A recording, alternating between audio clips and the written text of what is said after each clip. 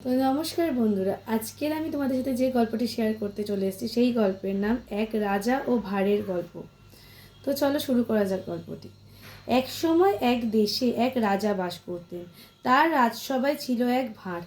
তার প্রতি রাজা এতটাই স্নেহপরায়ণ হয়ে উঠলেন যে তার প্রশ্রয়ে রাজসভায় গণ্যমান্য ব্যক্তিদেরও সে নানাভাবে বিরক্ত করতে সাহসী হয়ে উঠল।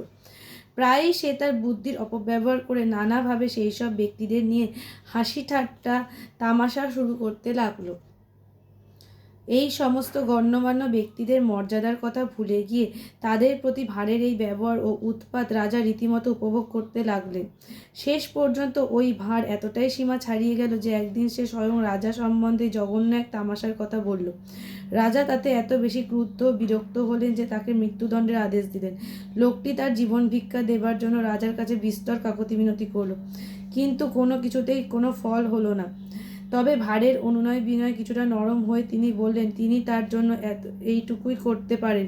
কিভাবে মরতে সেই ইচ্ছাটুকুই শুধু পূরণ করতে পারেন, তার বেশি নয়, কিন্তু মরতে তাকে হবেই। বুদ্ধিমান ভাঁড় মৃত্যুদণ্ডাদেশ থেকে নিজেকে বাঁচাতে রাজার ওই আনুকূল্যের সৎ ব্যবহার করে বলল, মহারাজ, আপনি যদি আমার একান্তই সেই ইচ্ছে পূরণ করতে চান তাহলে বৃদ্ধ বয়সে আমার মৃত্যুর ইচ্ছাটাই দয়া করে পূরণ করুন। নীতিকথা কি না, একজন বুদ্ধিমান ব্যক্তি মৃত্যুদণ্ড থেকেও নিজেকে রক্ষা করতে পারে।